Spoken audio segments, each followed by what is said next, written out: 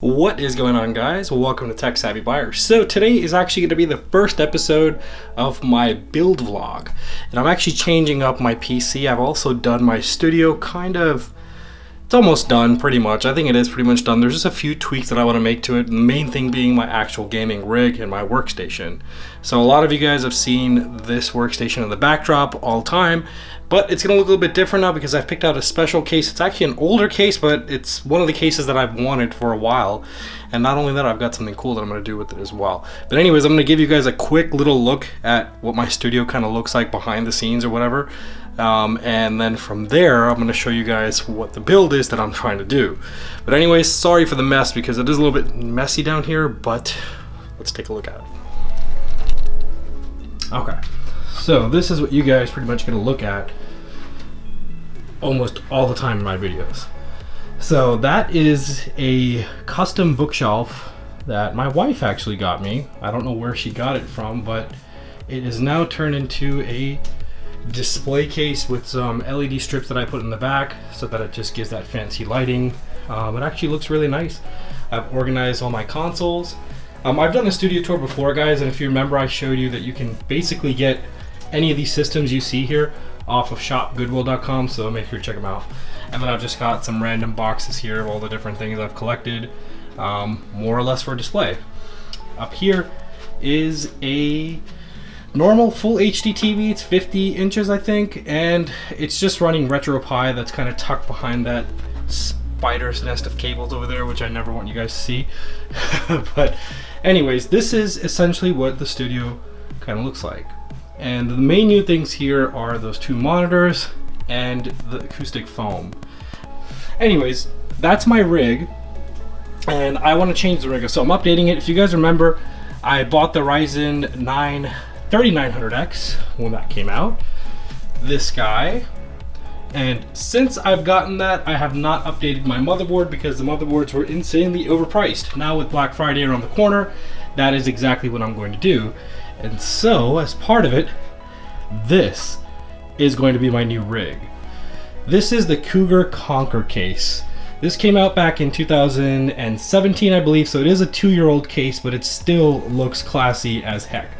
I mean, there's really no other cases that look like this. And I'm going to be doing some custom modding to it. So not only am I going to build in this, obviously, I'm going to go down a new route of liquid cooling. And I'm actually going to do some hard tubing. I've got the kits that I need, the mandrels. I even got some nice RAM that I'm going to put in there. And I'm still waiting on some parts. So this isn't the full build, obviously. I just wanted to give you guys a look at the case. In today's episode, though, part of this vlog is what we're going to do is I'm going to be changing the color of this case. So essentially, I don't like the orange and black theme. I think it looks too much like Be Quiet's case, which is tucked over there hiding somewhere. Yeah, that's what happens with all the cases, guys. They just sit around.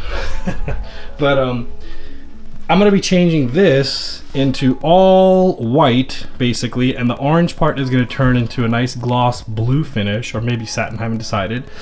And all the different little accessories and whatnot are going to be changed into blue color, but mostly it's going to be a blue and white theme. I went over to Home Depot earlier today and I went ahead and grabbed all my stuff that I'm going to need. So this vlog is really going to be also a tutorial on how you can custom mod a case, and it doesn't necessarily have to be the Cougar, obviously. It could be any case that you want to mod. So I got some different spray paints here, white, some clear gloss coats or enamel, some primer, the blue that I mentioned, some painter's tape, as well as some sanding papers and whatnot, all this stuff. So essentially what we're going to do is we're going to take this case, we're going to start doing the very first steps, which is going to be sanding it. I'll walk you guys through the process of it, and I'm going to make a bunch of videos, so I obviously can't do all this in one day, and as a result, this is going to be a vlog with, you know, multiple episodes on how the journey comes apart with this. So you get to see this side of the studio, not to digress, but I'm going to show you the other half of it. This is the other half, and I've shown you guys this somewhat. It's really messy, it's not something fancy or whatever, but I just have a little TV there, 65 inches, sitting there basically, never gets used, and up on that shelf is a collection of boxes of stuff that may actually be still in there or not. I can't even tell you. Some of the stuff is brand new packed, and some of it is just crap. You can see I like have a random collection of batteries. So, and that's my old bookshelf that used to be part of my display, which has now become a sitting spot for leftover stuff, basically. Still have some gaming chairs, and yeah, that's pretty much this little mini studio area. Alright, so with the magic of editing, this is what the final case actually looks like.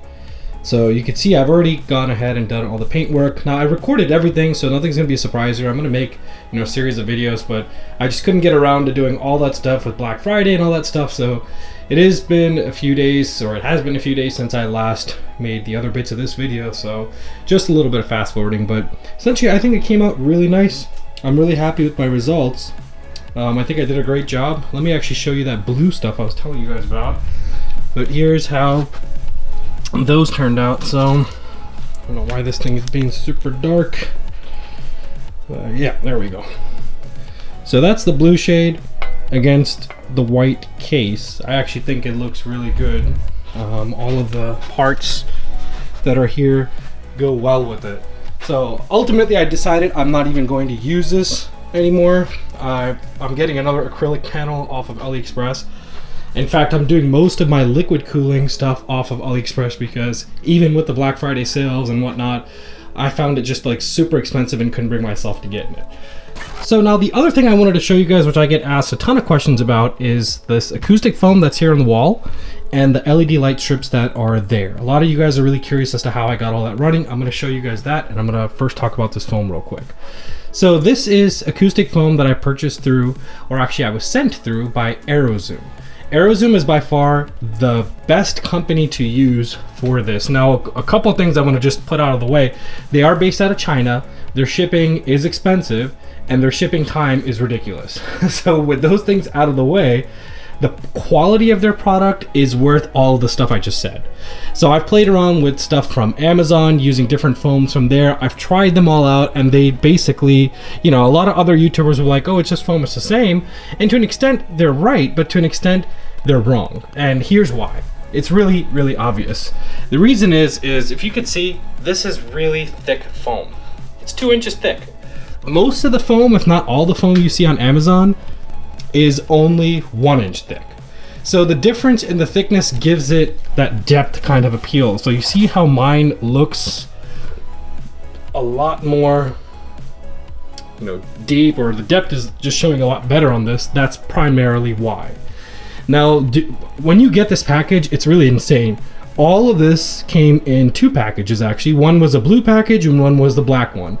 They're all folded so tight that it's literally compressed this much. And essentially what you need to do is you need to take it all out, let it air out for 24 hours, and it basically self-rises to that. And if it doesn't, you just dip it a little bit in water, and then you wring out the excess water and let it sit again for another 24 hours, and it basically puffs up to what you guys see here. Now I had a few pieces that I had to put water on, and I did that and it worked. So that's how you get the pieces and how it comes. Does a great job. Now the other thing is, when you want to put them up, there's 2 ways you can put them up. You can purchase these little sticky tabs that I actually got with mine. You apply one to each corner of the acoustic panel, and then you hang it up that way. Depending on the paint that you're using, whether it's satin paint or gloss paint or whatever, that may work for you or that may not work for you. It really just depends.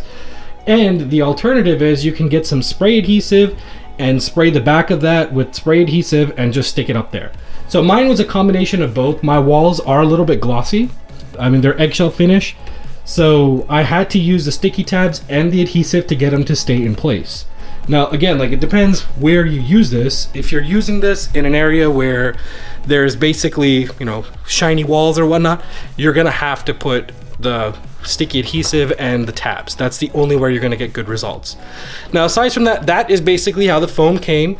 It was a long process and whatnot, but right now, acoustic foam from ArrowZoom is being offered on a very, very attractive Black Friday price. It's over 50% off for these panels, and yes, they are still a little bit pricey, guys, but I kid you not, of all the foams I've used, this is worth it. Other foams are so bad, I didn't even put them up in my setup here. You guys have been following my channel for a while. I never even had acoustic foam because they sucked. And this is the only one I actually liked. So that should basically speak for how good this quality is. Check them out. I'll leave a link in the description. And you guys can definitely have a look at their quality foam, and if you guys have any questions, shoot me a message. Now let's move on to the LED strips, because I know you guys were like super curious about those. So now this is really easy, guys. Basically, the LED strips that I got, they are commercial electric, so these aren't really popular ones, and the reason I got them was because I got them dirt cheap. Someone sold them to me for about 10 bucks for a pack of, basically, like, it was an 18-foot pack, and they're addressable. They're not like normal, RGB strips. You can see they're doing color change. But all you see there is essentially what's going on is I've had them lined up across my shelf all over the bars and the back, and that's basically it. They're just wired like that. They're just strips going everywhere in that design. Now this is part of the actual shelf, and it's stuck to this side of the shelf, which is giving it that effect. And then they're plugged right down there. So there's nothing super crazy about these LEDs. They're just nice LEDs. I'll leave a link in the description for you guys to pick up these specific LEDs. They are better quality wise than all other ones I've used. So I've got some under there, under that rat's nest. See my nice cable management, and that's a joke.